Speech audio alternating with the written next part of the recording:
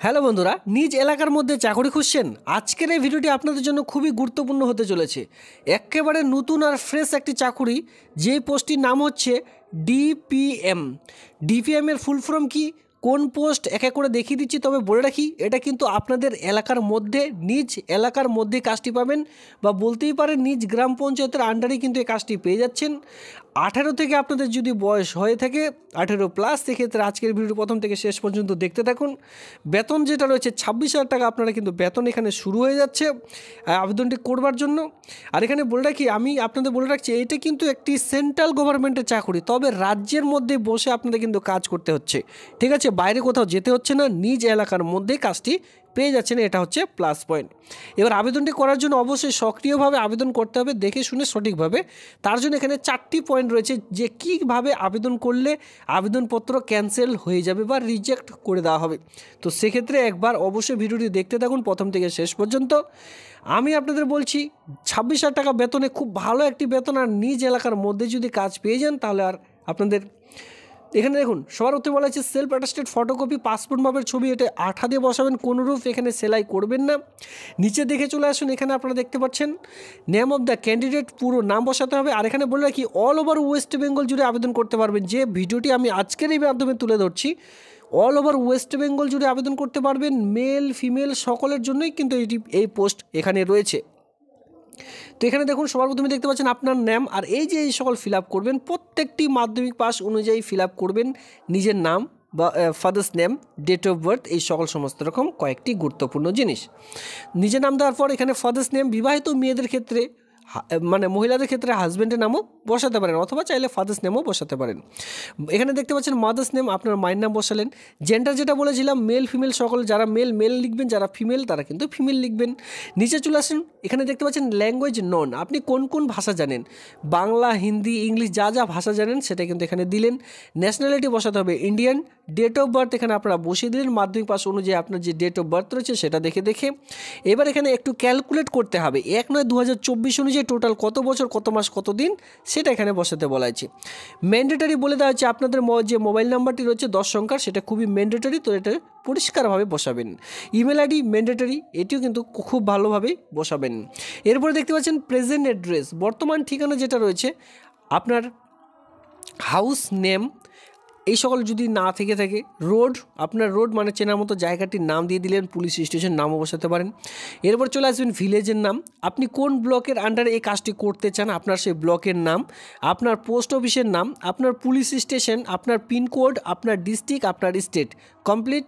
এরপরে দেখুন এখানে কী বলা হয়েছে, পার্মানেন্ট অ্যাড্রেস, এখানে যদি কেউ ভুল করে ডু লিখছেন, একেবারে ফর্ম রিজেক্ট হয়ে যাবে, উপরে বলা রয়েছে, মানে এখানে কপি করা যাবে না, উপরে যে সকল ফিল আপ করছেন প্রত্যেকটি পুনরায় ফিল আপ করতে হবে। ধরুন এখানে ব্লক রয়েছে, এখানেও ডু করে দিলেন, পোস্ট অফিস রয়েছে, এখানেও ডু করে দিলেন, দরকার নেই, এখানে আপনাদের কিন্তু নতুন করে ফিল আপ করতে হবে। এরপরে দেখতে পাচ্ছেন এডুকেশনাল কোয়ালিফিকেশান, শিক্ষাগত যোগ্যতা। এবার যারা, বিশেষ করে এখানে আমি কোয়ালিফিকেশান দেখিয়ে দিচ্ছি, সে কোয়ালিফিকেশান বিএ পাস শিক্ষাগত যোগ্যতা। তার আগে দেখতে পাচ্ছেন এইচএসের ঘর রয়েছে, তার আগে রয়েছে এমপি, মাধ্যমিক পাস। তো এক্সামিনেশন নেম যেটা রয়েছে সেটা দিতে পারেন এমপি, মানে মাধ্যমিক পাস, যেটা শর্ট ফর্মে হয়ে থাকে। এরপরে মাধ্যমিক যে পাসটি করেছেন সেটি কোন বোর্ডের আন্ডারে করেছেন, সেই বোর্ডের যে শর্ট ফর্ম সেই সকল বসিয়ে দিতে পারেন। স্কুল বোর্ড হয়ে থাকলে যেটা WBBSC যেটা বলা হয়, West Bengal board of SE secondary education. আর যারা স্ট্রিম নিয়ে মানে সাবজেক্ট রয়েছে আপনাদের, সেই সকল সাবজেক্ট মানে মাধ্যমিকে যে সকল সাবজেক্ট ছিল সেই সকল দিলেন, কত পার্সেন্টেজ আপনি নাম্বার পেয়েছেন সেটা দিলেন, কোন সালে আপনি মাধ্যমিক পাস করেছেন, ফুল মার্ক মানে বুঝতে পেরেছেন কত পার্সেন্টেজ, ফুল মার্ক বলতে আপনার এখানে কতর মধ্যে পরীক্ষা ছিল, 700 800 যেটা ছিল সেটা বসালেন। এখানে দেখতে পাচ্ছেন টোটাল মার্ক অফ 10 মানে তার মধ্যে আপনি কত পেয়েছিলেন, 200 300 400 500 যা পেয়েছেন সেটা এখানে বসিয়ে দিলেন। এরপরে সিজিপিএ, যাদের সিজিপিএ মানে বর্তমানে যদি সিজিপিএ থেকে থাকে আপনার রেজাল্টে সেটা দিলেন, যাদের নেই এই ঘরটি একেবারে ফাঁকা ছেড়ে দেবেন, ঠিক আছে? কোনোরূপ কাটাকাটি করবেন না। চলে আসবেন এইচএস, সেম আপনার বোর্ডের নাম।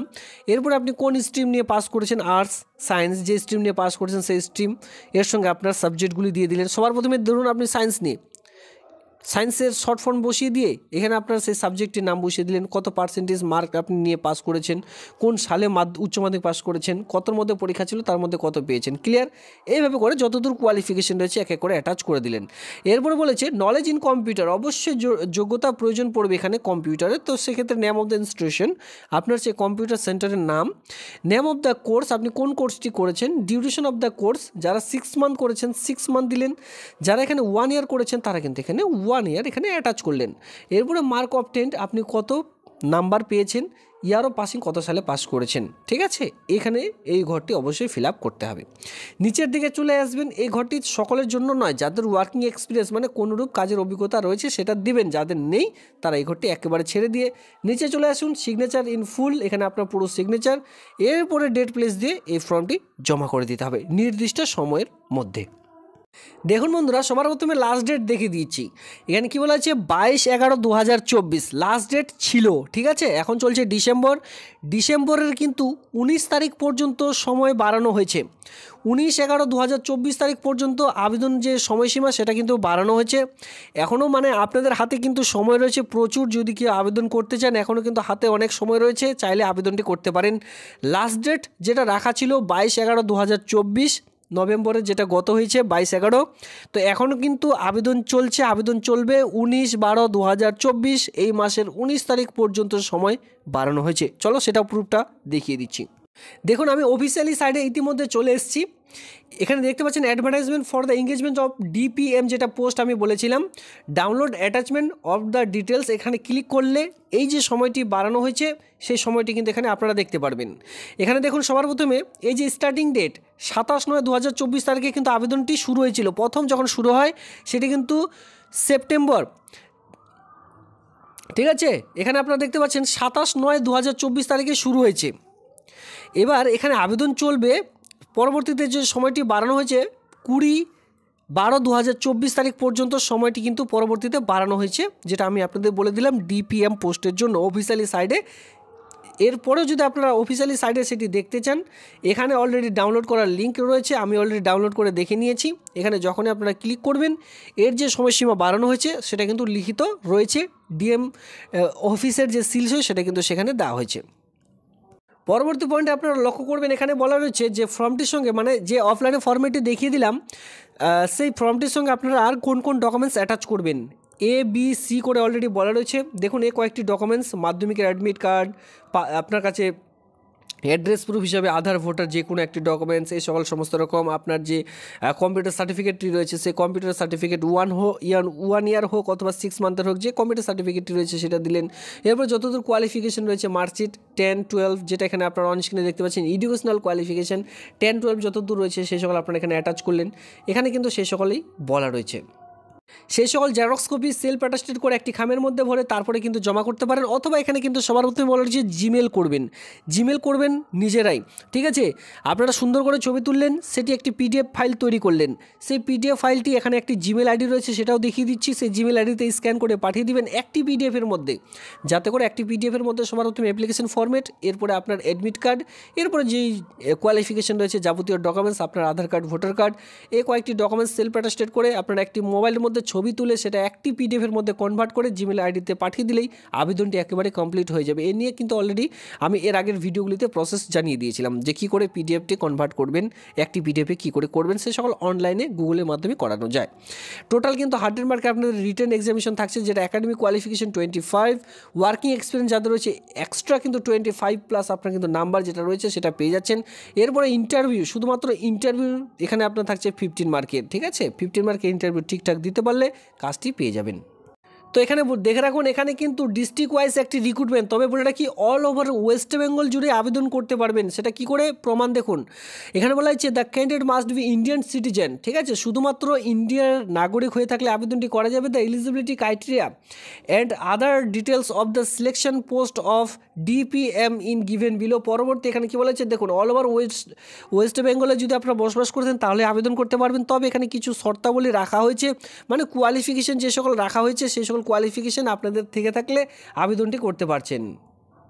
DPM ফুল ফর্ম অন স্ক্রিনে দেখতে পাচ্ছেন, ডিস্ট্রিক্ট প্রজেক্ট ম্যানেজার পোস্টের জন্য।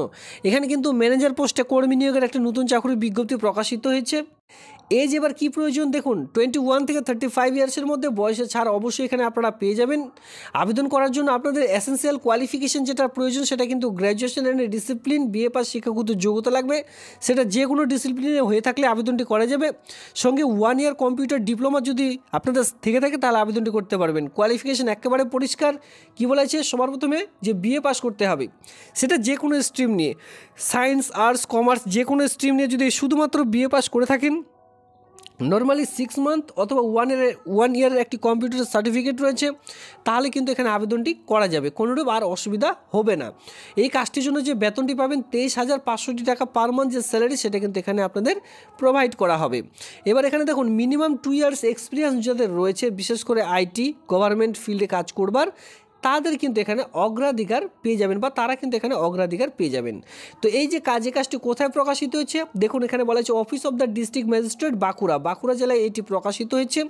আবেদনটি প্রকাশিত ছিল কত তারিখে, যেটা আমি ভিডিও শুরুতে বলে দিয়েছি 27/9/2024, তবে সময় বাড়ানো হয়েছে ইতিমধ্যে 20/12/2024 তারিখ পর্যন্ত যে আবেদন সেটি কিন্তু চলবে। তো এই হচ্ছে আজকের এই ভিডিওটি ভালো লাগলে সেটাতে লাইক করবেন।